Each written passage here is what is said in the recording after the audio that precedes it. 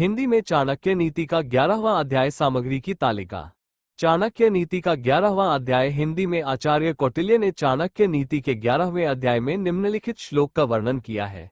यहाँ आपको अंग्रेजी अर्थ के साथ साथ उनके संस्कृत श्लोक और हिंदी अर्थ भी बताए गए हैं, ताकि आपको भाषा के आधार पर पढ़ने में कोई परेशानी न हो। हिंदी में चाणक्य नीति का 11वां अध्याय। हिंदी में चाणक्य नीति का 11वां अध्याय। दान, प्रेम, वाणी, धैर्य, दया, अभ्यासेन न लभ्यन्ते चत्वारः सहज गुणा। 1। अर्थ उदारता, वाणी में मधुरता, आचरण में साहस, विवेक, ये चीजें किसी से प्राप्त नहीं हो सकती, इनके मूल में होना चाहिए। अर्थ उदारता, मनभावन संबोधन, साहस और आचरण की शालीनता अर्जित नहीं की जाती, बल्कि ये जन्मजात गुण है। आत्मवर्गम परित्यज्य परवर्ग समाश्रयेत स्वयमेव लयम याति यथा राज्यमधर्म था। अर्थ जो अपना समाज छोड़कर दूसरे समाज में जाता है, वो अधर्म के मार्ग पर चलने वाले राजा की तरह नष्ट हो जाता है।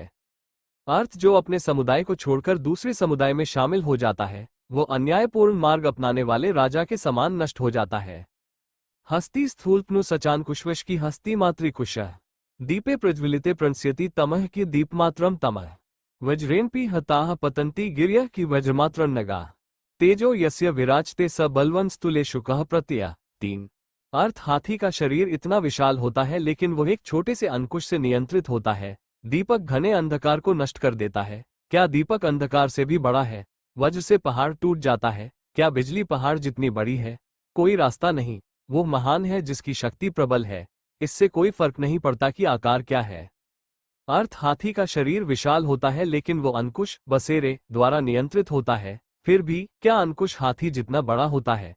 एक जलती हुई मोमबत्ती अंधेरे को दूर कर देती है, क्या मोमबत्ती अंधेरे जितनी ही विशाल है? वज्र से भी पहाड़ टूट जाता है, क्या वज्र भी पहाड़ जितना बड़ा है?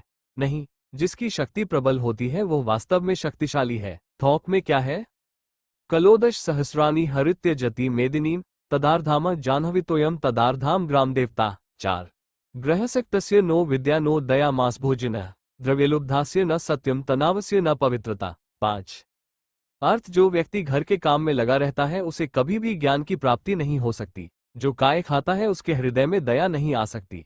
धन लोभी सच नहीं बोलता और शिकारी में कभी पवित्रता नहीं हो सकती। अर्थ जो व्यक्ति पारिवारिक जीवन में उलझा रहता है, उसे कभी भी ज्ञान प्राप्त नहीं होता है। मांस खाने वाले पर कोई दया नहीं हो सकती।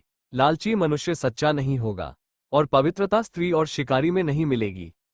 न दुर्जनः साधुधाश्मुपैति बहुप्रकैरपि शिष्यमानः मूल सिक्तः पैसा गृहतेन न निम्बवृक्षोम धुरत्वमेति। अर्थ दुष्ट व्यक्ति में कभी भी पवित्रता उत्पन्न नहीं हो सकती,